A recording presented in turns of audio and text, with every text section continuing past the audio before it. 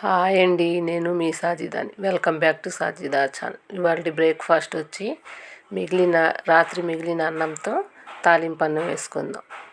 అన్నం పడేయకుండా చక్కగా తాలింపు అన్నం వేసుకుంటే బాగుంటుందండి పొద్దున్నే. ఇప్పుడు తయారు చేసుకునే విధానం: ముందుగా అన్నాన్ని చక్కగా పొడి పొడిగా చేసి ఉండలేమి లేకుండా పొడి పొడిగా చేసుకుందాం. కొత్తగా నా ఛానల్ చూసే మాట అయితే షేర్ చేయండి, లైక్ చేయండి, సబ్స్క్రైబ్ చేయండి. ఇప్పుడు 1 టేబుల్ స్పూన్ సాల్ట్ వేసుకుందాం. ఇప్పుడు 1 టేబుల్ స్పూన్ కారం వేసుకుందాం. ఇప్పుడు 1/2 టేబుల్ స్పూన్ పసుపు వేసుకొని చక్కగా కలుపుకుందాం.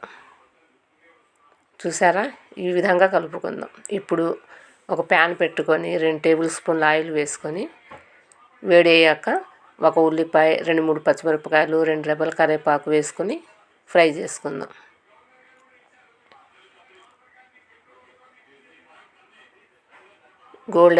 ఉల్లిపాయలు గోల్డెన్ కలర్లో వచ్చాక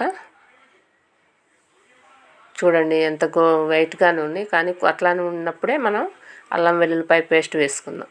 ఒక 1/2 టేబుల్ స్పూన్ అల్లం వెల్లుల్లిపాయ పేస్ట్ వేసుకుందాం. అన్నం ఎందుకండి, అన్నం ప్రబల స్వరూపం. ఎందుకు అన్నం పడేయకోకుండా మనం చక్కగా మిగిలిన అన్నం కానీ, వడలు కానీ, గారెలు కానీ చేసుకోవచ్చు. ఇట్లా తాలింపు అన్నం వేసుకోవచ్చు. ఇప్పుడు మనం పొడి పొడిగా ఉప్పు, కారం, పసుపు కలుపుకొని పెట్టుకున్నాం కదా, ఆ రైస్ని మనం ఉల్లిపాయల్లో వేసుకొని కలుపుకుందాం. ఇప్పుడు ఒక 1/2 టేబుల్ స్పూన్ ధనియా పౌడర్ కూడా వేసుకుందాం. అంతేనండి, ఈజీగా తొందరగా అయిపోతుంది. 2 రెబ్బల కరివేపాకు కూడా వేసుకొని కలుపుకొని పక్కన తీసుకొని పెట్టుకుందాం. థ్యాంక్ యూ ఫర్ వాచింగ్ అండి. మీ ఫ్యామిలీ మెంబర్స్కు షేర్ చేయండి. ఇంకో కొత్త రెసిపీతో మీ ముందుకు వస్తాను. Like and share and subscribe to my channel. Thank you అండి. ఎక్కడా స్కిప్ చేయకుండా చూడండి ప్లీజ్. బాయ్ అండి.